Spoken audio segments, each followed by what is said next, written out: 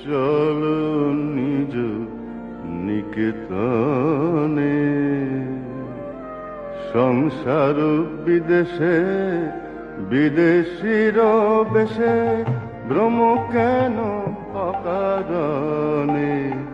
মনু চলো নিজ নিকেতনে।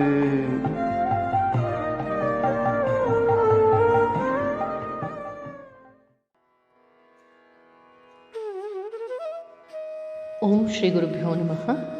ವಿವೇಕ ವಿಸ್ಮಯ 169. ಹಿಂದಿನ ಧ್ವನಿಯ ತುಣುಕಿನಲ್ಲಿ ಗಮನಿಸ್ತಾ ಇದ್ದ ಹಾಗೆ ಈಗ ಸ್ವಾಮಿ ವಿವೇಕಾನಂದರು ಪವಹಾರಿ ಬಾಬಾ ಅವರ ಹತ್ರ ಹೋಗಿ ಬಂದ ನಂತರ ಶ್ರೀರಾಮಕೃಷ್ಣರು ಮೇಲಿಂದ ಮೇಲೆ ಅವರಿಗೆ ದರ್ಶನವನ್ನು ಕೊಟ್ಟಿದ್ದನ್ನು ಗಮನಿಸಿದ್ವಿ. ಈಗ ಸ್ವಾಮೀಜಿ ಅನ್ಕೋತಾ ಇದ್ದಾರೆ, ಇನ್ಮೇಲೆ ನಾನು ಯಾವ ದೊಡ್ಡ ವ್ಯಕ್ತಿಯ ಹತ್ರನೂ ಕೂಡ ಹೋಗೋನಲ್ಲ ಅಂತ ಹೇಳ್ತಾ ಈಗ ಒಂದು ಬಂಗಾಳಿ ಹಾಡೊಂದನ್ನು ಉದ್ಘರಿಸ್ತಾರೆ. ಈಗ ಅದರ ಮುಂದುವರೆದ ಭಾಗ. ಇನ್ಮೇಲೆ ನಾನು ಯಾವ ದೊಡ್ಡ ವ್ಯಕ್ತಿಯ ಬಳಿಗೂ ಕೂಡ ಹೋಗೋನಲ್ಲ ಅಂದರು ಸ್ವಾಮೀಜಿ. ಹೀಗೆ ಹೇಳಿ ಬಂಗಾಳಿ ಹಾಡೊಂದನ್ನು ಉದ್ಘರಿಸ್ತಾರೆ. ನಿನ್ನಲ್ಲಿಯೇ ನೀನಿರು ಮನವೇ, ಹೊರಗೆಲ್ಲಿಯೂ ನೀ ಅರಸದಿರು. ಆವುದನೀತರ ಹುಡುಕುತ್ತಲಿಹೆಯೋ ಅದೇ ನಿನ್ನೆದೆಯೊಳಗಿರುತ್ತಿರಲು. ಹೃದಯದ ಕರೆಗೆ ಓಗೊಡುವವನು ಅವನು, ಸರ್ವ ಸಿದ್ಧಿಗಳ ಸತ್ಪುರುಷಮಣಿ. ನಿನ್ನ ಎದೆಯೊಳೇ ಹುದುಗಿದೆ ಕಾಣೋ ಸಕಲೈಶ್ವರ್ಯದ ರನ್ನಗಣಿ. ಮುತ್ತು ರತನುಗಳು ಪಚ್ಚೆ ಹರಳುಗಳು ಹೃದಯ ಮಂದಿರದ ಅಂಗಳದಿ. ಚದುರಿ ಬಿದ್ದಿರಲು ಎಲ್ಲಿ ಹುಡುಕುತಿಹೆ ಮರುಳನಂತೆ ಅನ್ಯಾಶ್ರಯದಿ. ಹೀಗೆ ಈ ಹಾಡನ್ನು, ಬಂಗಾಳಿ ಹಾಡನ್ನು ಸ್ವಾಮೀಜಿ ಉದ್ಘರಿಸಿದ್ರು. ಈಗ ಅಂದ್ಕೊಳ್ತಾ ಇದ್ದಾರೆ, ಆದ್ದರಿಂದ ಈಗ ನನ್ನ ಅಂತಿಮ ಮಹಾನಿರ್ವಾಣ ಅಥವಾ ಮಹಾನಿರ್ಯಾಣ ಏನೆಂದರೆ ಶ್ರೀರಾಮಕೃಷ್ಣರಿಗೆ ಯಾರೂ ಸರಿಸಾಟಿ ಇಲ್ಲ ಅನ್ನುವಂಥದ್ದು. ಶ್ರೀರಾಮಕೃಷ್ಣರಂತಹ ಅಭೂತಪೂರ್ವ ಪರಿಪೂರ್ಣತೆ ಈ ಜಗತ್ತಿನಲ್ಲಿ ಮತ್ತೆಲ್ಲೂ ಕೂಡ ಇಲ್ಲ. ಎಲ್ಲರನ್ನೂ ಕೂಡ ತನ್ನೆಡೆಗೆ ಸೆಳೆಯುವಂತಹ ಅವರ ಅದ್ಭುತವಾದಂತಹ ಆಹೈತುಕ ಕರುಣೆ, ಬದ್ಧ ಮಾನವನ ಮೇಲೆ ಅವ್ರಿಗಿರುವಂತಹ ತೀವ್ರವಾದಂಥ ಅನುಕಂಪೆ, ಇದನ್ನು ಬೇರೆಲ್ಲಾದರೂ ನೋಡೋದಕ್ಕೆ ಸಾಧ್ಯವಾದರೂ ಇದೆಯೇನು ಅಂತ ಪ್ರಶ್ನಿಸ್ಕೊಳ್ತಾ ಇದ್ದಾರೆ. ಅವರು ತಾವಾಗಿ ಹೇಳ್ತಿದ್ದ ಹಾಗೆ ಅವರು ಅವತಾರವೇ ಆಗಿರಬೇಕು. ನಾವು ಗಮನಿಸಬೇಕು, ಶ್ರೀರಾಮಕೃಷ್ಣರ ದೇಹತ್ಯಾಗದ ಸಂದರ್ಭದಲ್ಲಿ ಹೇಳಿದ್ದನ್ನು ನಾವು ನೆನಪು ಮಾಡಬೇಕು. ಗಿರೀಶ್ ಚಂದ್ರ ಘೋಷನ್ನು ಕೇಳ್ತಾರೆ, ಯಾರಿದು ಅಂತ ತಮ್ಮನ್ನು ತಾವು ದೃಷ್ಟಿಸ್ಕೊಂಡು ತೋರಿಸ್ಕೊಂಡು ಹೇಳಿದಾಗ ಶ್ರೀರಾಮಕೃಷ್ಣರೇ ಮುಂದುವರಿಸ್ತಾ ಹೇಳ್ತಾರೆ, ಯಾರು ರಾಮನಾಗಿದ್ನೋ ಯಾರು ಕೃಷ್ಣನಾಗಿದ್ನೋ ಈಗ ಅವನೇ ಶ್ರೀರಾಮಕೃಷ್ಣನಾಗಿ ಅವತರಿಸಿದ್ದಾನೆ ಅಂತ ಗಿರೀಶ್ ಹೇಳಿದ್ದನ್ನು ಕೂಡ ನಾವಿಲ್ಲಿ ಭಾವಿಸಿ ನೋಡಬಹುದು. ಈಗ ಅದನ್ನೇ ಆಲೋಚನೆ ಮಾಡ್ತಾ ಇದ್ದಾರೆ.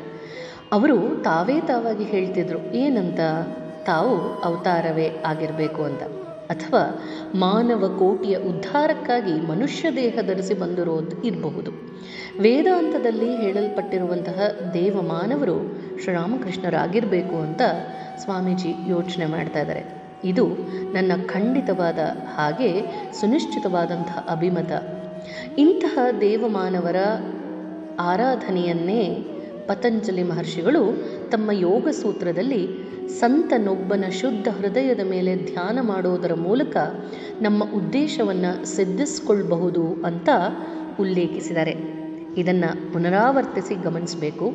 ಇಲ್ಲಿ ಹೇಳ್ತಾ ಇದ್ದಾರೆ ಸ್ವಾಮೀಜಿ ಆಲೋಚನೆ ಮಾಡ್ತಾ, ಇಂತಹ ದೇವಮಾನವರ ಆರಾಧನೆಯನ್ನು ಪತಂಜಲಿ ಮಹರ್ಷಿಗಳು ತಮ್ಮ ಯೋಗ ಸೂತ್ರದಲ್ಲಿ ಬರಿತಾ ಹೇಳಿದಾರಂತೆ. ಏನದು? ಸಂತನೊಬ್ಬನ ಶುದ್ಧ ಹೃದಯದ ಮೇಲೆ ಧ್ಯಾನ ಮಾಡೋದರ ಮೂಲಕ ನಮ್ಮ ಉದ್ದೇಶಗಳನ್ನು ಸಿದ್ಧಿಸಿಕೊಳ್ಳಬಹುದು ಅಂತ ಯೋಗ ಸೂತ್ರದಲ್ಲಿ ಬರೆಯಲ್ಪಟ್ಟಿದೆ.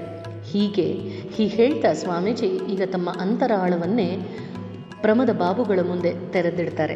ಹೇಳ್ತಾ ಬರೀತಾರೆ, ಶ್ರೀರಾಮಕೃಷ್ಣರು ತಮ್ಮ ಜೀವಿತಾವಧಿಯಲ್ಲಿ ನನ್ನ ಒಂದೇ ಒಂದು ಪ್ರಾರ್ಥನೆಯನ್ನು ಕೂಡ ನಿರಾಕರಿಸಲಿಲ್ಲ. ನನ್ನ ಅನಂತ ಅಪರಾಧಗಳನ್ನು ಕ್ಷಮಿಸಿದ್ದಾರೆ ಅವರು.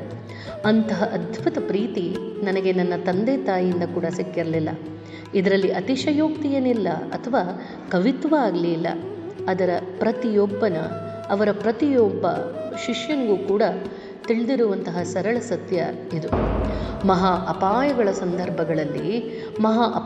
ಸಂದರ್ಭಗಳಲ್ಲಿ ಘೋರ ಪ್ರಲೋಭನೆಗಳ ಸಮಯಗಳಲ್ಲಿ ನಾನು ತೀವ್ರ ತಳಮಳಗೊಳ್ತಿದ್ದಾಗ ಹೊತ್ತುಕೊಂಡು ಪ್ರಾರ್ಥನೆ ಮಾಡ್ತಿದ್ದೆ, ಓ ದೇವರೇ ಕಾಪಾಡು ಅಂತ. ಆದರೆ ಆಗ ನನಗೆ ಯಾವ ಉತ್ತರನೂ ಬರಲಿಲ್ಲ. ಆದರೆ ಈ ಅದ್ಭುತ ವ್ಯಕ್ತಿ, ನೀವು ಅವರನ್ನು ಅವತಾರ ಅಂತಾದರೂ ಕರೀರಿ, ಬೇರೆ ಏನು ಬೇಕಾದರೂ ಕರೀರಿ, ಅವರು ತಮ್ಮ ಅಂತರ್ದೃಷ್ಟಿಯಿಂದ ನನ್ನ ಬೇಗೆಗಳೆಲ್ಲದನ್ನು ಅರಿತುಕೊಂಡು ಪರಿಹರಿಸಿಬಿಟ್ಟಿದ್ದಾರೆ. ನಾನೇ ಹಿಂಜರಿತಾ ಇದ್ದರೂ ಕೂಡ ಅವರು ತಾವಾಗಿ ನನ್ನನ್ನು ತಮ್ಮ ಕಡೆಗೆ ಸೆಳೆದುಕೊಂಡು ರಕ್ಷಿಸಿರೋದನ್ನು ನಾನು ಮರೆಯೋದಕ್ಕಾದರೂ ಸಾಧ್ಯವೇನು ಅಂತ ಪ್ರಮದ ಬಾಬುಗಳಿಗೆ ಬರೆದಂತಹ ಪತ್ರದಲ್ಲಿ ತಮ್ಮ ಹೃದಯವನ್ನೇ, ತಮ್ಮ ಅಂತರಾಳವನ್ನೇ ತೆಗೆದಿಡ್ತಾ ಇದ್ದಾರೆ ಸ್ವಾಮೀಜಿ. ಮುಂದಿನ ಧ್ವನಿಯ ತುಣುಕಿನಲ್ಲಿ ಗಮನಿಸೋಣ. ಜಯರಾಮಕೃಷ್ಣ.